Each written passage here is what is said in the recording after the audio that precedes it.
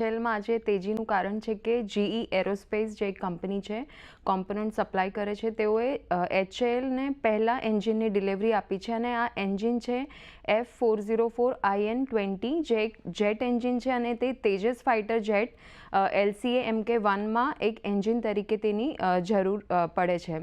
તો GE aerospace પાસે અત્યારે 99 F404IN20ની સપ્લાયનો ઓર્ડર છે.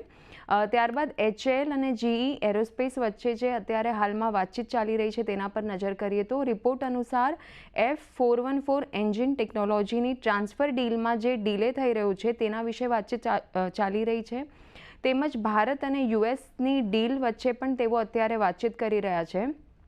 એચએલ માટે એન્જિન શા માટે જરૂરી છે તેના પર નજર કરીએ તો કંપનીની જે FY24ની ઓર્ડર બુકમાં LCA Mk1નો હિસ્સો 49% હતો અને FY26 Q1 જે હવે ક્વાર્ટર ચાલુ થશે તેમાં એન્જિન સપ્લાયમાં સ્થિરતા જોવા મળી શકે છે અને તેના લીધે આવનારા સમયમાં LCA Mk1A એટલે કે જે તેજસ જેટ છે તેની ડિલિવરી સામાન્ય થાય એવી અપેક્ષા છે.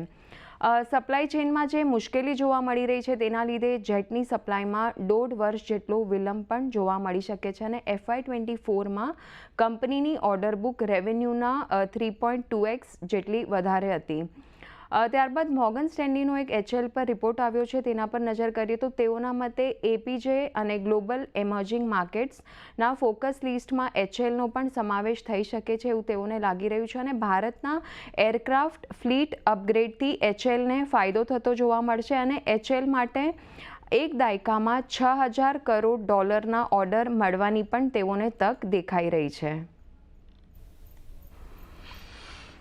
તો જો ખાસ કરીને અહીંયાથી આ નવા એન્જિન જે મળી રહ્યા છે એનાથી જે એમના કાફલો છે એ કાફલાની અંદર વિમાનો ઝડપથી બનવા લાગશે એવી એક અપેક્ષા છે ને એ જ અપેક્ષાએ આજે આપણને તેજી આવતી જોવા મળી રહી છે. આભાર શ્રદ્ધા, અમારી સાથે જોડાઈને સમગ્ર વિગત આપવા બદલ. જગદીશજી, ઘણી મહત્ત્વની ડીલ હતી આની પહેલાંની અમેરિકાની સરકાર જે બાઇડન સરકાર હતી એ સમયે આ ડીલ થઈ હતી જીઈ એરોસ્પેસ અને એચએલ વચ્ચેની અને ખાસ કરીને અહીંયાથી હવે આ ડીલની જેમ આગળ સમય વધ્યો છે તેમ પહેલું એન્જિનની ડિલિવરી થઈ છે. લાગે છે તમને કે જેમ આવનારા સમયમાં અહીંયાથી આ એન્જિનની ડિલિવરી વધશે એચએલ માટે પણ એટલું જ પોઝિટિવ રહેશે કારણ કે ખાસ કરીને આ જે માર્ક 1 વિમાનો છે એ વિમાનોની અંદર આ એન્જિન તેઓ વાપરી રહ્યા છે. કેટલું મહત્ત્વનું રહેશે આવનારા સમયમાં એચએલ માટે આ જીઈ વાળી ડીલ? ધીરજભાઈ, આ ડીલ થઈ હતી જૂન 2023માં અને એ વખતે જીઓ એરોસ્પેસના F414 એન્જિન અને કો પ્રોડ્યુસ ઇન્ડિયામાં કરવાના હતા. જે તેજસ લાઇટ કોમ્બેટ એરક્રાફ્ટ કહીએ છીએ આપણે MK2, એનું એક MOU સાઇન થયું હતું જૂન 2023માં. એ ન્યુયોર્કમાં થયું હતું. જીઈ એરોસ્પેસ અને આપણા એચએલ વચ્ચે એક MOU સાઇન થયું હતું અને એ પ્રમાણે જે જેટ એન્જિનના જે કરવાના હતા ફાઇટર પ્લેનના એરફોર્સ માટે એ મેજર માઇલસ્ટોન ગણાતો હતો ઇન્ડિયન એરફોર્સ માટે. અને ખાસ કરીને આપણા ઓનરેબલ પ્રાઇમ મિનિસ્ટરની વિઝિટ પછી યુનાઇટેડ સ્ટેટ્સમાં આ એક બહુ મોટો એક strengthening defence cooperation between two countries ચોક્કસ થયું હતું.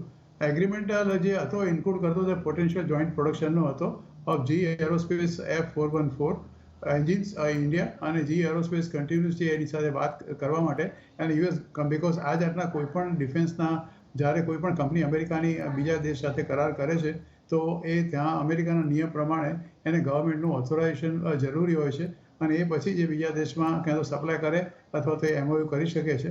એટલે એ it was a historic agreement જે વખતે થયો હતો એ રીતે જ ડ્યુરિંગ બાઇડન ટાઈમ તમે કહ્યું તે પ્રમાણે. પણ એક અત્યારે તમે કદાચ એક ઇન્ટરવ્યૂ જોયો આપણા એરફોર્સના જે ચીફ છે એમને જ્યારે પૂછવામાં આવ્યું કે તેજસમાં તમે જે ઓર્ડર કર્યા છે તો એણે કીધું કે અમે 45 જેટલા લાઇટ કોમ્બેટ એરક્રાફ્ટ ઓર્ડર કર્યા છે પણ I am very sorry to say કે હજી એક પણ અમને મળ્યું નથી. અને જ્યારે એચએલને પૂછવામાં આવ્યું ત્યારે એવું કહ્યું કે અમને એન્જિન જીઈ તરફથી મળતા નથી. જીઈ પાસે 5 વર્ષનો બેકલોગ છે અને આ સમાચાર ડેફિનેટલી સારા છે. હવે એ સમાચાર પ્રમાણે ખરેખર એ સપ્લાય કરવાનું ચાલુ કરે કારણ કે આ જે MOU થયું હતું એમાં over a period of 5 to 7 years 75% of these components are required to be made in India.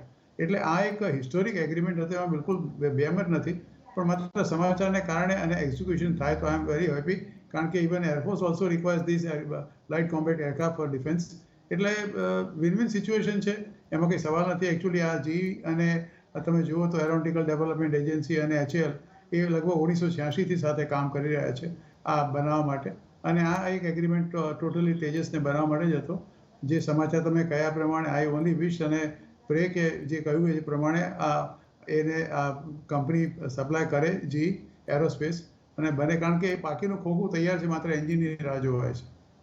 Okay, તો આ વ્યૂ ખાસ કરીને ન્યૂઝ માટે પણ તો દેખાઈ રહ્યો છે ને HAL માટે પણ પોઝિટિવ વ્યૂ છે.